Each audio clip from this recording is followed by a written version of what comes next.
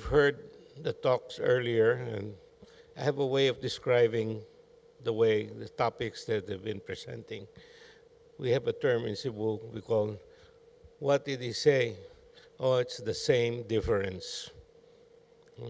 We all want something new.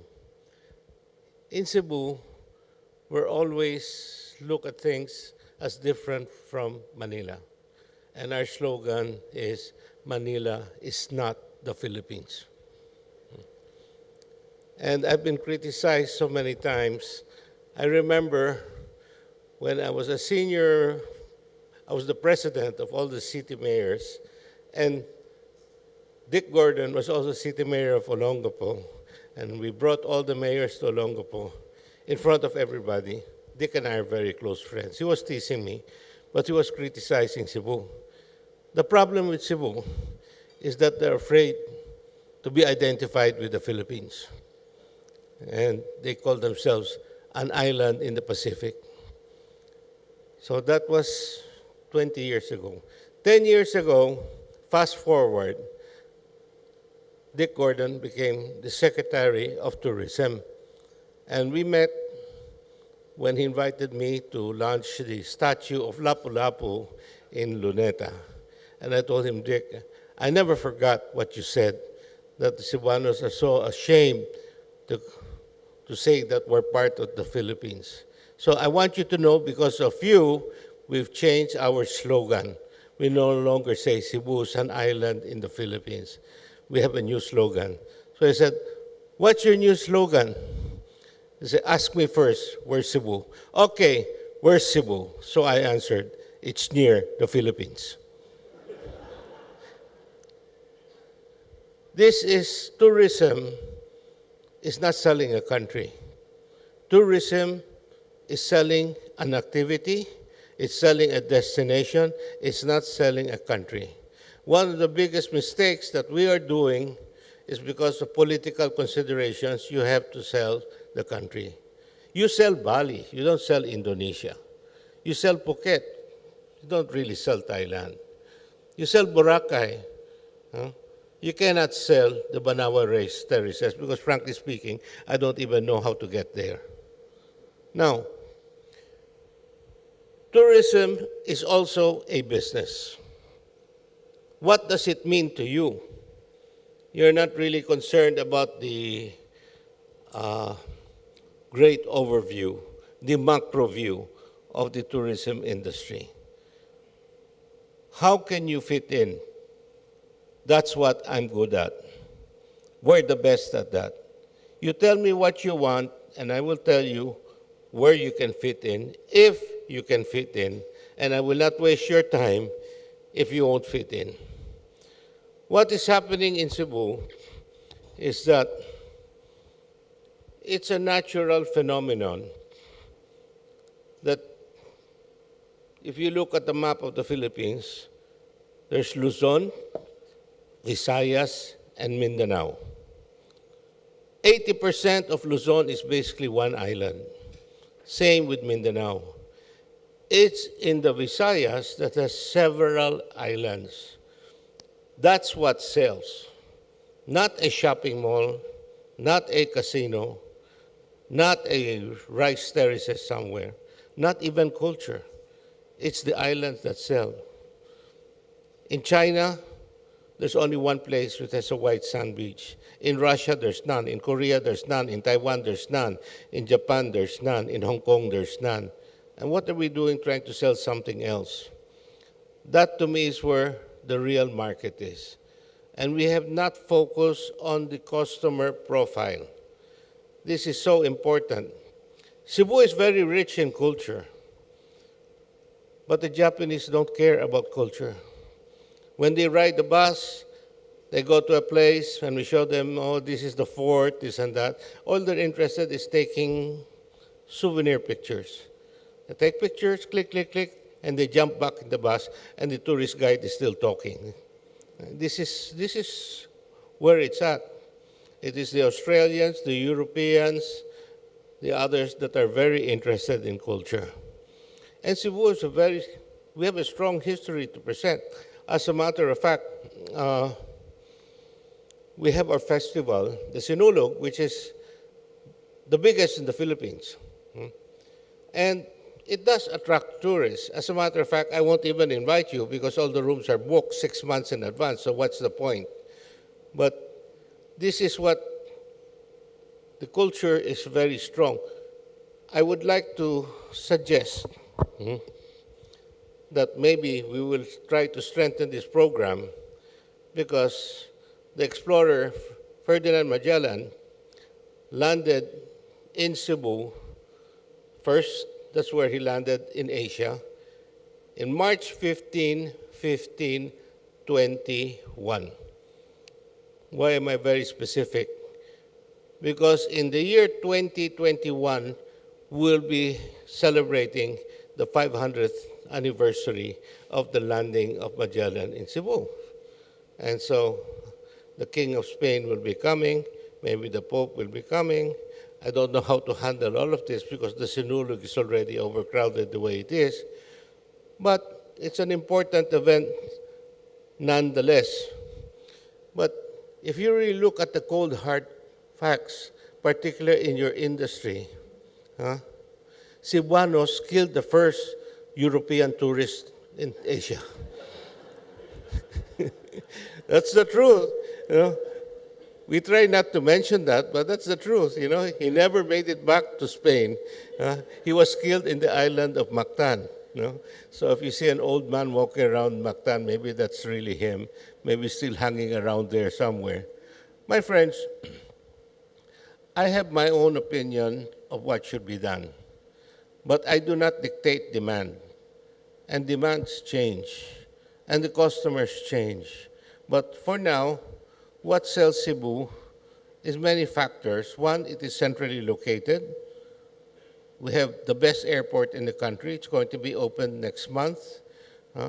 We have many flights. We have 11 flights daily, direct flights to Korea. We have 12 direct flights to China daily. And these are new flights, and we know this is going to expand. So we're not in a hurry to sell more flights. What is important that I think the country needs is for us to put our act together. Now, the fundamental difference to me, as opposed to the other speakers here, I think tourism starts with the local.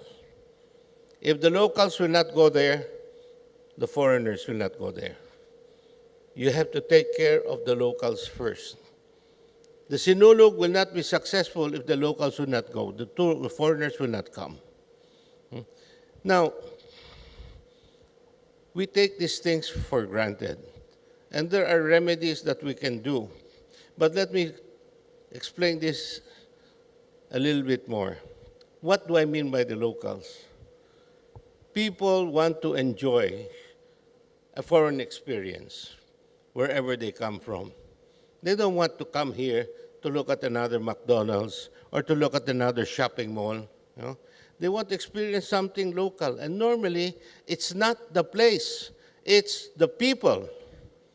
So where they converge, that's where the tourists want to experience. And that's the success of Boracay. It's the people. When they like to mix with the crowd and everyone's having fun, they just want to be part of it. What are they eating? What are they doing? Let's do some of that. And we're missing the whole boat. We're trying to sell a Christmas village in Bulacan. This is, to me, really weird.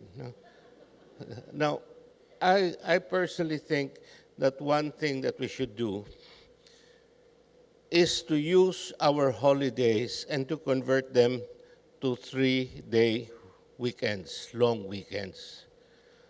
I've been a very strong proponent for this because I lived in the United States for 15 years. And I noticed that when it's a long weekend, everyone goes out of town. Even here in Holy Week.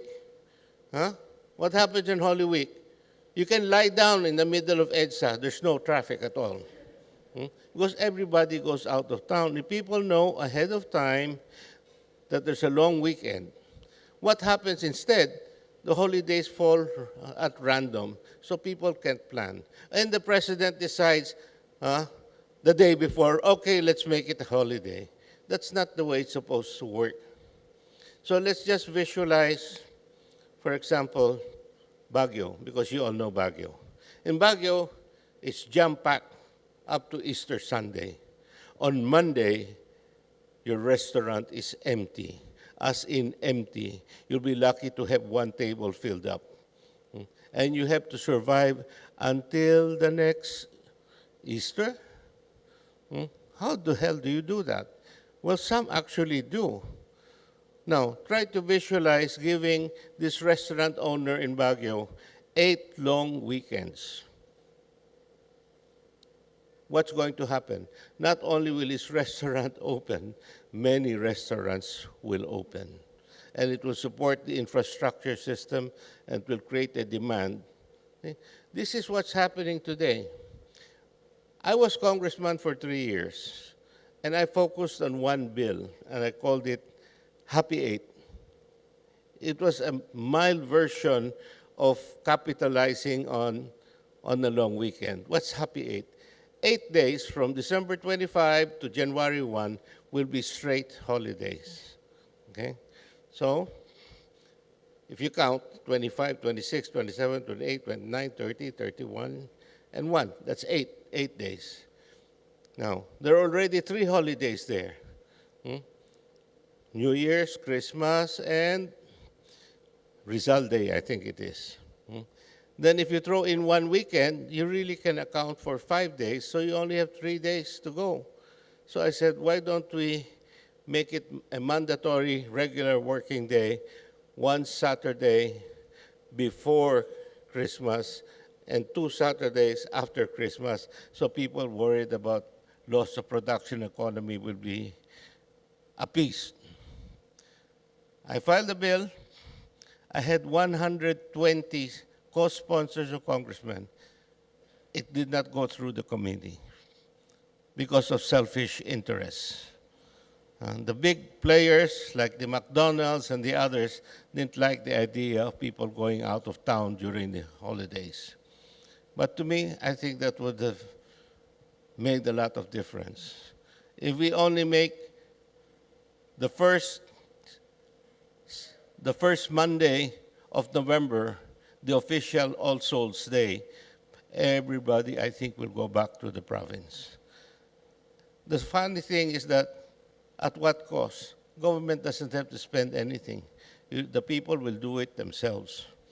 What I notice abroad, not only do people go out of town, they reach a point where they just don't like to go out of town on long weekends because you can't get good deals.